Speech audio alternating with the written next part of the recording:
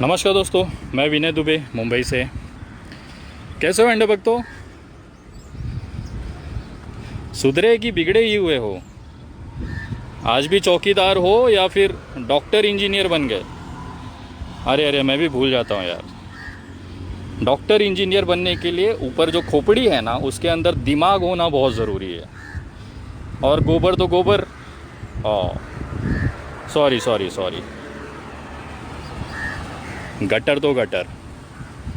मैं विनय दुबे मुंबई से। आप लोगों के लिए मैं दिल से धन्यवाद करता हूँ। जिस तरह से आप लोगों ने मेरे लिए दुआएं की, मेरे लिए आप लोगों ने जिस तरह से प्रार्थनाएं की, पूरे देश से, पूरे विश्व से जिस तरह से मेरे लिए कामना की गई, उसके लिए मैं आप सभी का दिल से आभार मानता हूँ। यही कारण है कि आज मैं बाहर हूँ और वापस से अपने जो लोग हैं, जो मजबूर हैं, उनकी सेवा कर पा रहा हूँ। बहुत सारी अफवाहें इस बीच उड़ी थी। सारे लोगों ने एक तरह से ये अंध भक्तों ने एक तरह से एक पूरा माहौल बना लिया था कि 3-4 साल के लिए कम से कम विनय दुबे गया या रासुका में वो अंदर गया। लेकिन क्या होता है ना, ये अंध भक्तों के ऊपर का जो खाला माला है ना, वो खाली है। उनको समझ में नहीं आता ये जो देश है ना, ये कानून से चलता है। ये जो देश है, ये संविधान से चलता है, इनके बकचोदी से नहीं चलता है। तो कहीं ना कहीं ये चीज़ें वहाँ पे लागू ही। और मुझे बाहर आने में सबसे बड़ा जो हाथ है वो इन्हीं अंध भक्तों का है।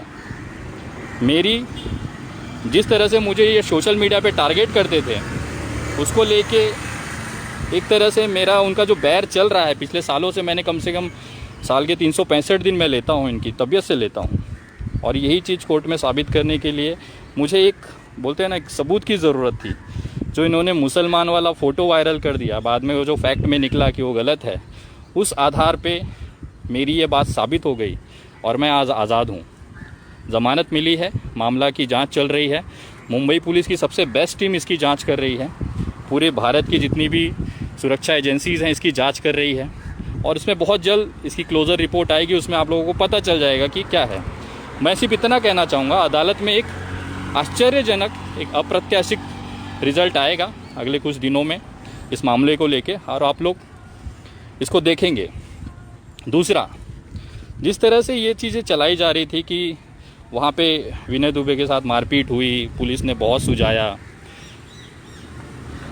उनको कहना चाहता हूँ ये मुंबई पुलिस है, ये कितनी बेहतरीन स्टाफ है, पुलिस होती है जो मानवीयता के आधार पे काम करती है, जो एक, बोलते हैं ना, इंसानियत के हिसाब से काम करती है। और ये जो बोलते हैं ना कि 2 कौड़ी के जो अंध भक्त हैं ना, उनके लिए ये सारी चीज़ें कॉमन हैं। लेकिन फिर भी कहीं ना कहीं जिस तरह से वहाँ पे मेरे साथ सलूक किया गया वो एकदम बेहतरीन था। और मुझे धन्य हूँ कि मुझे ऐसी पुलिस टीम के साथ में जांच करने का, मुझे मेरी जांच होने का मौका मिला है, जो महाराष्ट्र में, मुंबई में सबसे बेहतरीन अधिकारी हैं। और मुझे पता है उनकी जांच में कल को भविष्य में जो भी चीज़ें आएंगी, मुझे भी अपनी बात रखने का मौका मिलेगा। उस समय अदालत की तरफ से एक बेहतरीन फ़ैसला आएगा और ये आप सबके सामने होगा। मैं ये लाइव आने का कारण था कि मैं आपको बताना चाहता हूँ कि मेरे सारे फेसबुक अकाउंट डिलीट्स कर दिए गए हैं सरकार की तरफ से। एक मैंने नया पेज बनाया है जो कि द विनय दुबे के नाम से है, जिस पे मैं लाइव हूँ फ़िलहाल में। आप उस पर जुड़ें और जिस तरह से आप लोगों ने पूरे देश से प्यार और स्नेह दिया था, वैसा ही प्यार और स्नेह इस पेज पे आप जुड़ के आप लोगों तक मेरी बात पहुंचाएं। सबसे इम्पोर्टेंट बात ये थी, जिस तरह से माहौल बनाया गया, टीवी डिबेट चलाए गए, कहीं ना कहीं मुझे एक चीज़ का गर्व है कि शायद मेरे जेल जाने के बाद, जिस दिन मैं जेल गया उसके तुरंत बाद, पूरे देश में मज़दूरों को जो भुखमरी थी, मज़दूरों को लेके जो एक, बोलते हैं ना कि अनदेखापन था, वो लोगों की नज़र में आया। और पुलिस ने ये माना है कि मैं एकमात्र ऐसा व्यक्ति हूँ पूरे भारत में जिन्होंने मज़दूरों को लेके इस तरह का मूवमेंट, इस तरह की बयानबाजी, इस तरह की उनकी आवाज़ उठाने का जो मैंने प्रयास किया, जिसका रिज़ल्ट था कि मुझे जेल हुई। उसके बाद कहीं ना कहीं इन मज़दूरों को, महाराष्ट्र हो चाहे दूसरे राज्य हों, उनको रोज़ भोजन और राशन मिलना शुरू हो गया। तो कहीं ना कहीं मुझे एक संतुष्टि थी कि भले मैं जेल हूँ, लेकिन उसकी वजह से आज मेरे लाखों, हज़ारों जो मज़दूर भाई हैं, उनके पेट में 2 वक्त का निवाला जा रहा है। उसके साथ में ही मैंने जो मुद्दे उठाए थे, लोग मुझे अंध भक्त बोलते हैं कि तेरी क्या औकात है, विनय दुबे कौन है, क्या कर सकता है, तेरे को कौन जानता है। तो मैं बताना चाहता हूँ कि विनय दुबे वो व्यक्ति है जिसके नाम के लिए पूरे भारत की सभी भाषाओं में 24-24 घंटे लगातार 3-3, 4-4 दिनों तक न्यूज़ चली है। विनय दुबे की वो औकात है। सोशल मीडिया पे लगातार 3 दिनों तक ट्रेंड हुआ हूँ, ट्विटर वगैरह पे टॉप ट्रेंडिंग में मैं रहा हूँ। विनय दुबे की औकात वो है। लगभग जिस तरह से पूरे देश के मज़दूरों में एक जो उम्मीद जगी, वो संख्या लाखों में है, करोड़ों में है। चाहे वो गुजरात का हो, चाहे महाराष्ट्र में हो, चाहे उत्तर प्रदेश में हो, चाहे साउथ में फंसा हुआ एक मज़दूर हो, उसको एक आस जगी कि विनय दुबे नाम का लड़के ने हमारे लिए आवाज़ उठाई, हमारे लिए जेल गया। और उसके बाद जो उनकी जो दुआएं चालू हुई हैं मेरे लिए, पूरे देश से लाखों की संख्या में व्हाट्सएप मैसेजेस आए, लाखों की संख्या में, और सभी ने दुआएं की कि आप सुरक्षित बाहर आ जाएं। आपने उन गरीब मज़दूरों की आवाज़ उठाई है जिसको कोई नहीं देख रहा था। आज शायद आपकी वजह से उनको निवाले मिल रहे हैं, उनके पेट में भोजन जा रहा है। और ये सबसे बड़ी एक संतोषजनक बात थी मेरे लिए। और ये मेरे लिए एक अच्छी चीज़ थी कि मेरे जेल जाने के 5 दिन के अंदर अंदर केंद्र सरकार, इतनी ताकतवर सरकार, उसको ये बात मानना पड़ा कि हमें मज़दूरों के लिए काम करना पड़ेगा, मज़दूरों को अपने परिवार के बीच, अपने लोगों के बीच पहुंचाना पड़ेगा। और उन्होंने बस और ट्रेनें चलाने की जो प्रक्रिया थी उस पर काम करना शुरू किया। और आज नतीजा ये है कि 13 दिन बाद जब मैं जेल से छूटा 28 तारीख को, और उसके बाद से ट्रेनें चालू हो गई, लोग श्रमिक एक्सप्रेस के नाम से लोग अपने अपने घर जा रहे हैं। लेकिन एक दुखद पहलू ये भी है कि जिन मज़दूरों ने देश के अर्थव्यवस्था को एक नंबर बनाया, आज उन्हीं मज़दूरों से पैसे लिए जा रहे हैं। टिकटों के नाम पे 700 रुपये का चार्जेस लिया जा रहा है, जो बहुत ही दुखद है। अगर इनके पास पैसे होते तो फिर ये क्यों परेशान होते। 700 रुपये का टिकट एक मज़दूर से, वो भी इस परिस्थिति में जब भुखमरी, लॉकडाउन की वजह से उनके पास खाने के पैसे नहीं हैं। ये एक सरकार का अमानवीय चेहरा है। और इस पर मैं बोलता रहूँगा, क्योंकि जो चीज़ें गलत हैं वो हमेशा मेरे तरफ से उसका विरोध होता रहेगा।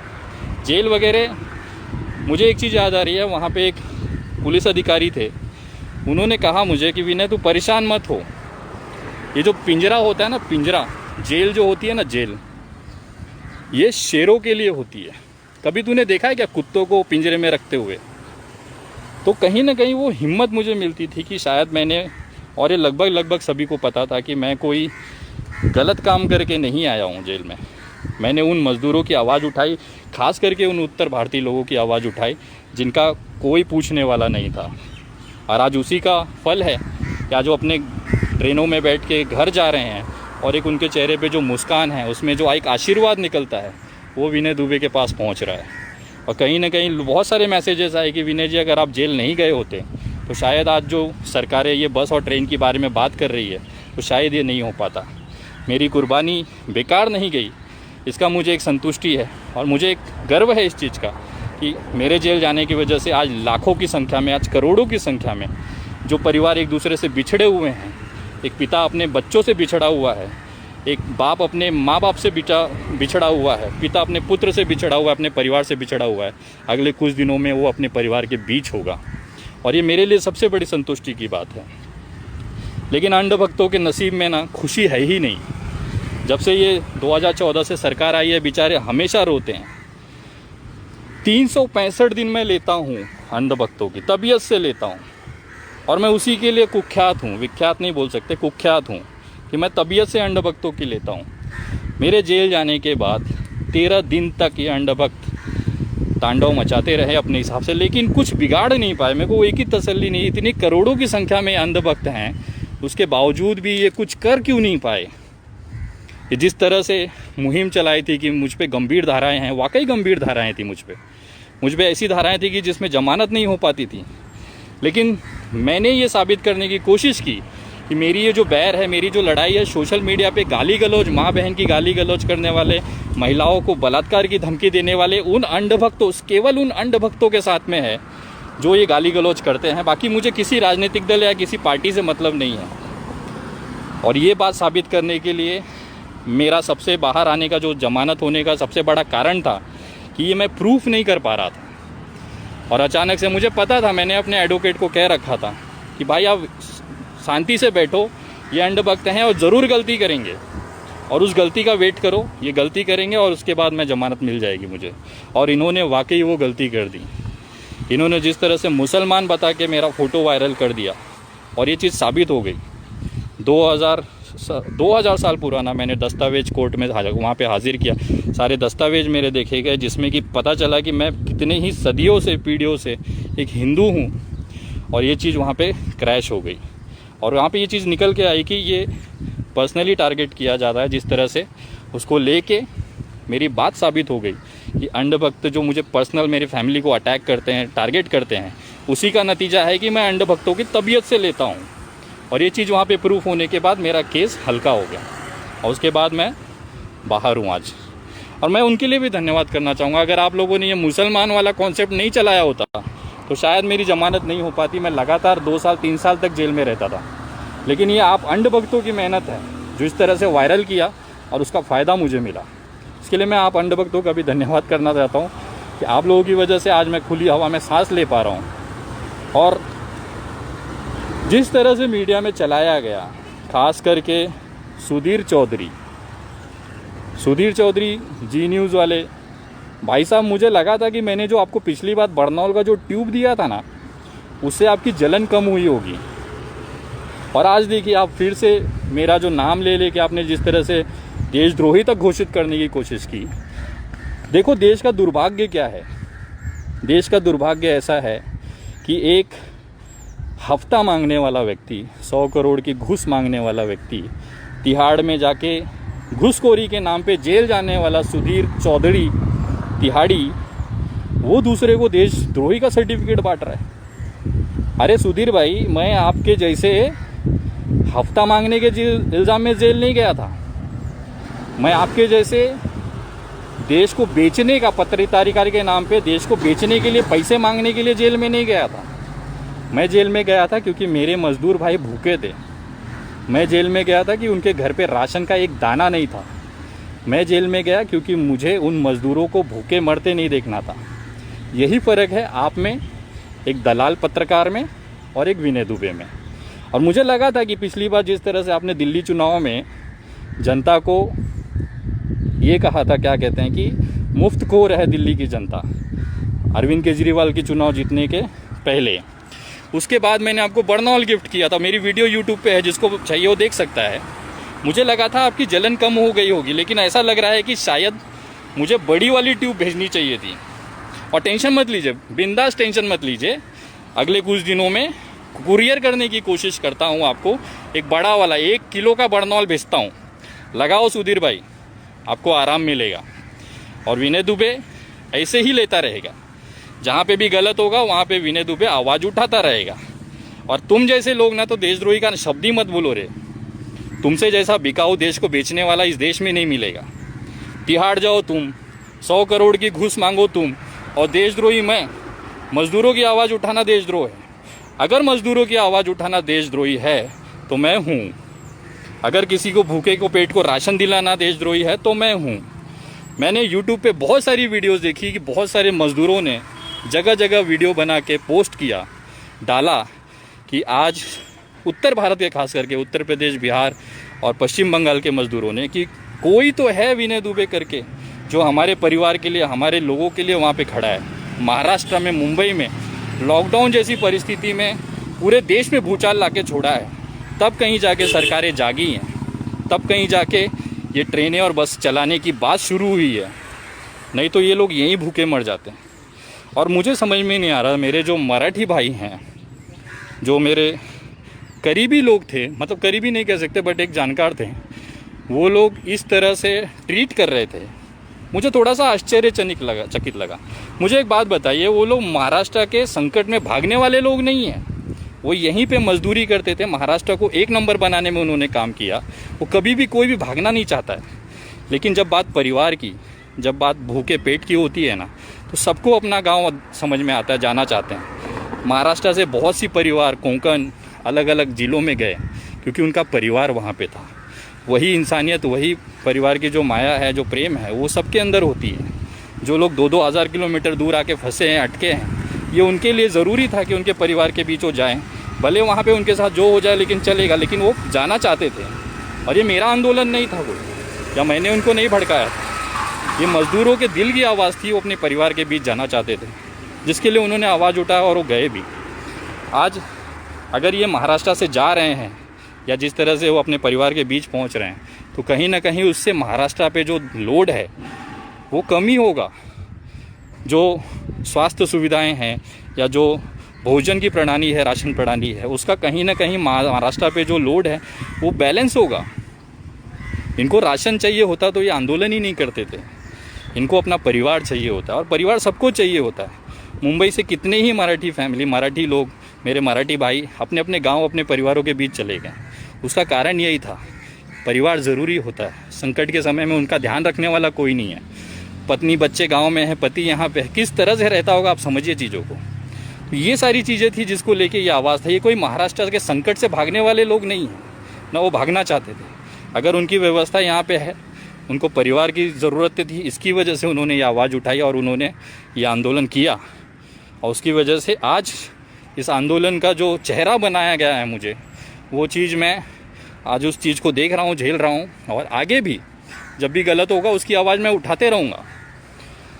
जिस तरह से मुझे राजनीतिक शिकार कराया गया कि मेरा राजनीतिक दलों से संबंध है, मेरे नेताओं से संबंध है, तो मैं आज आप लोगों को बताना चाहता हूं कि मेरे व्यक्तिगत संबंध लगभग सभी पार्टियों से हैं। भारतीय जनता पार्टी के भी वरिष्ठ जो नेतृत्व है उनसे भी मेरे अच्छे संबंध है। शायद ही कोई पार्टी होगी जिसमें मेरे संबंध ना हो, लेकिन पार्टी से जुड़ना और एक संबंध होना, एक व्यक्तिगत पर्सनल रिलेशन होना और संबंध होना, ये दो अलग चीज़ होती है। 2012 में मैंने चुनाव लड़े राष्ट्रवादी से, लेकिन उसके बाद रिज़ाइन करने के बाद और उसके बाद राष्ट्रवादी कांग्रेस पार्टी से मेरे कोई संबंध नहीं रहे। हाँ, लेकिन व्यक्तिगत जुड़ाव हमेशा रहा है। मैं मनसे से भी जुड़ा रहा हूँ, व्यक्तिगत तौर पे राज साहब से जुड़ा रहा हूँ। राष्ट्रवादी के बहुत से नेताओं के साथ मेरे व्यक्तिगत संबंध थे, लेकिन जिस तरह से अनिल देशमुख जी को शिकार बनाया गया, गृह मंत्री जी को, वो मुझे लगता है कि वो गलत है। अनिल देशमुख जी जो गृह मंत्री हैं उनको मैं कभी ज़िंदगी में नहीं मिला हूँ। मेरे पिताजी एक ऑटो ड्राइवर हैं, जिन्होंने अपनी आजीवन की जो पूंजी बचा के रखी थी उसमें से 25,000 रुपये वो दान देना चाहते थे उस भूमि को, जिस भूमि पे उन्होंने पूरी ज़िंदगी दी है, जिनका जन्म इस भूमि पे, महाराष्ट्र की भूमि में हुआ है। और आज इस महाराष्ट्र की संकट की घड़ी में अगर वो व्यक्ति अगर महाराष्ट्र की लड़ाई में साथ देना चाहता है और उसके लिए उन्होंने ये सोचा कि मेरे पास कुछ पैसे हैं वो मैं देना चाहता हूँ महाराष्ट्र सरकार को, ताकि वो इस लड़ाई में लड़ सके मजबूती के साथ और इस बीमारी से जीत सके और महाराष्ट्र को सुरक्षित रख सकें। वो चेक देने में मंत्रालय गया था मेरे पिताजी के साथ में, और वहाँ पे एक कोइंसिडेंट था, कोई पहले से प्लान नहीं था। उस समय चेक लेने के लिए गृह मंत्री जी उपस्थित थे, हमने उनको चेक दिया, उन्होंने हमें धन्यवाद कहा, बस इतना सा ही रोल है। इसके अलावा ऐसी कोई नहीं है कि व्यक्तिगत संबंध है, ऐसा चीज़ है, ऐसा कुछ भी नहीं है। पर्सनल रिलेशन हमारे सबके अपने साथ हैं। मैं आज राजनीति, समाज नीति में हूँ, समाजकारण में हूँ, तो ये पॉलिटिकली लोगों से मिलना, उनसे काम करना, ये सारी चीज़ें ज़रूरी होती हैं और करना पड़ता है। बट इसका मतलब ये नहीं है कि मैं इस पार्टी से हूँ, मैं इस पार्टी से जुड़ा हूँ, उसका सदस्य हूँ, ऐसी कोई चीज़ें नहीं थी। और मुझे गर्व है कि कम से कम अंधभक्तों के बापों के जैसे, अंधभक्तों के पिताजियों के जैसे मेरे पिताजी नहीं हैं। मेरे पिताजी भले पूरी ज़िंदगी उन्होंने ऑटो चलाया, लेकिन कम से कम महाराष्ट्र में जब संकट आया, महाराष्ट्र में जब सबसे जब ज़रूरत पड़ी, तो उन्होंने अपनी आजीवन आगे के भविष्य के लिए जो पैसे संभाल के रखे थे उसमें से कुछ पैसे महाराष्ट्र की लड़ाई में दान दिया। मैं अंधभक्तों से पूछना चाहता हूँ, तुम्हारे कितने बापों ने कितना पैसा दिया और तुम्हारे क्या योगदान रहा है कोरोना रोकने में, उस पर चर्चा नहीं करोगे। और जिस तरह से टारगेट किया जाता है वो बहुत ही भयंकर हिसाब से होता है, लेकिन कोई फ़र्क नहीं पड़ता। जिस तरह से मैंने आज तक ली है अंधभक्तों की, वैसे आगे भी लेता रहूँगा। ये वीडियो बनाने का मेरा कारण यही था कि कुछ चीज़ें जो थी आपको जानना ज़रूरी थी। मैं हिंदू हूँ, मुझे गर्व है इस चीज़ का। मेरे 200 साल 300 साल पुराना जो इतिहास, उससे पहले का जो मेरा हिंदू धर्म का इतिहास रहा है, उस पर मैं कट्टर हूँ और आगे भी रहूँगा। हिंदू का मतलब भारतीय जनता पार्टी का गुलाम होना ये ज़रूरी नहीं है। मैं हिंदू हूँ, उस चीज़ का मुझे गर्व है, और किसी भी भड़वे अंधभक्त से ना मुझे सर्टिफिकेट लेने की ज़रूरत नहीं है। मैं हिंदू हूँ, मुसलमान हूँ, मैं कोर्ट में ऑलरेडी साबित कर चुका हूँ। और जितने भी मीडिया चैनल, मैं इसी के लिए इतना दिन समय लिया, मुझे वो एविडेंसेस जमा करने थे ताकि भविष्य में उनको मैं मुंबई बुला सकूं। अपना मेहमान बना सकूं और सेवा कर सकूं। और सारी लिस्टिंग तैयार है। अगले ही कुछ दिनों में जैसे ही कोर्ट्स खुलेंगी लॉकडाउन के बाद से मेरी प्रक्रिया शुरू हो जाएगी और बारी बारी सबकी जिस तरह से जिन्होंने जो बर्ताव किया है ना, उनको सूद समेत मैं वापस दूंगा। ये मेरा शब्द है। और जो मेरे पुराने साथी हवा में उड़ रहे थे, जिन्होंने कभी कभी पोस्ट डाली थी कि मुझे विनय दुबे के जान से खतरा है, जो विनय दुबे जैसा बैग लटका के अपने आप को विनय दुबे जैसे कपड़े पहन के अपने आप को विनय दुबे समझते हैं, उनको तो खास मेरा संदेश है, आ रहा हूँ, संभालो। बस इतना सा संदेश था। आप मेरे सोशल मीडिया पेज से जुड़ें, द विनय दुबे करके, या आप @विनय दुबे इंडिया करके सर्च करेंगे तो द विनय दुबे करके आपको एक फेसबुक पेज मिलेगा जिसमें मेरा लाइव वीडियो रहेगा ये वाला। और इससे आप ऑथेंटिक समझे कि ये मेरा खुद का अकाउंट है। बहुत सारे मेरे नाम के अकाउंट है, लेकिन आप लोग संभल के रहें। मेरा जो ओरिजिनल फेसबुक अकाउंट पेज मैंने बनाया है वो द विनय दुबे के नाम से है, आप सर्च करिएगा। ट्विटर पे आप मुझसे जुड़ सकते हैं। ट्विटर पे मुझे फॉलो करने के लिए @THE_विनय VINAY दुबे DUBEY @the_विनय दुबे, इस नाम से मेरा ट्विटर है, उस पर आप जुड़ सकते हैं। और आप लोगों का आशीर्वाद और साथ ऐसे ही रहे। और मैं उन तमाम लोगों को दिल से धन्यवाद करता हूं कि मेरे परिवार में इतनी मुश्किल घड़ी में जिन्होंने मेरा साथ दिया, जो मेरे परिवार के साथ खड़े रहे, मैं उनका दिल से धन्यवाद करता हूं। और आजीवन ऋणी रहूँगा आपके इस एहसान का। जिस तरह से भी चीज़ें गई हैं, मेरी पूरी एडवोकेट टीम, अरुण मिश्रा जी को मैं धन्यवाद करूंगा जिन्होंने दिन रात मेरे परिवार को, मेरे छोटे भाई का मैं धन्यवाद करता हूं जिसने बहुत मेहनत किया मुझे इस चीज़ से बाहर निकालने के लिए। और मैं वेट करूंगा अदालत के फैसले के लिए, जब हकीकत इस देश के सामने, इस दुनिया के सामने आएगी। और उसके बाद मैं सवाल पूछूंगा उन लोगों से जिन्होंने मेरे पीठ पीछे, मेरे अपने लोगों से जिन्होंने मेरे पीठ पीछे जिस तरह से बुराइयां की, जिस तरह से गालियां दी, एक एक गाली का हिसाब लेगा ये विनय दुबे। मैं कुछ चीज़ भूलता नहीं हूँ, बस समय का इंतज़ार करता हूँ। सही समय पर सही चीज़ ज़रूर करूँगा, और ये मेरा शब्द है। और मैं उन तमाम मेरे मज़दूर भाइयों से कहूँगा, और ख़ास करके केंद्र सरकार से निवेदन करूँगा और उनको धन्यवाद करूँगा, केंद्र सरकार जी को, माननीय प्रधानमंत्री जी को धन्यवाद करता हूँ कि आप लोगों ने मज़दूरों के लिए सोचा, ये उनको अपने घर पहुँचाने के लिए जो कदम उठाया, सराहनीय कदम उठाया, उसका मैं धन्यवाद करता हूँ, आभार मानता हूँ। और लेकिन एक छोटी जानकारी ये भी देना चाहता हूँ कि जो रेलवे चल रही हैं वो केंद्र सरकार के अधीन में है, उसमें राज्य सरकार का कोई रोल नहीं होता है। तो जो टिकटें वगैरह की जो खरीदी होती है, जो पैसे लिए जाते हैं, वो केंद्र सरकार की तरफ से लिए जा रहे हैं। तो उनको मैं निवेदन करूंगा कि ऑलरेडी ये मज़दूर बेचारे मजबूर हैं, इन पे इतनी तो दया करिए। 100-500 रुपये से कुछ फ़र्क नहीं पड़ जाएगा सर, इनको जाने दीजिए। अगर आप ले जा रहे हैं, जा ही रहे हैं लेके, तो कम से कम इन्हें निःशुल्क लेके जाएं ताकि इन पे दबाव ना बने। और मैं आप लोगों की कर्म भी, खास करके महाराष्ट्र सरकार का दिल से धन्यवाद करना चाहूँगा, जिस बेहतरीन तरीके से कोरोना से ये लड़ रहे हैं। शायद ही पूरे देश का कोई राज्य इतनी खूबसूरत तरीके से, इतनी मेहनत से लड़ रहा होगा। और मुझे आशा है जल्दी हम लोग कोरोना जैसी बीमारी से बाहर आ जाएंगे। मैं सभी लोगों से निवेदन करूँगा, अपने घरों में रहें, सुरक्षित रहें और अपने परिवार का ध्यान रखें। ये पल वापस नहीं आएगा, अपने परिवार के साथ उसे एंजॉय करें। और अपना आशीर्वाद और प्यार मुझे इस तरह से रखें ताकि आगे भी जब भी गलत हो, विनय दुबे छाती चौड़ा करके वहाँ पे डंके की चोट पे खड़ा मिले। इतना आशीर्वाद, इतनी हिम्मत मुझे देते रहें। मेरे पेज से जुड़ें, अपनी बातें वहाँ पे रखें, मेरी बातें आप सुनें और देश को स्वर्णिम बनाने में मेहनत करें। जय हिंद, जय महाराष्ट्र।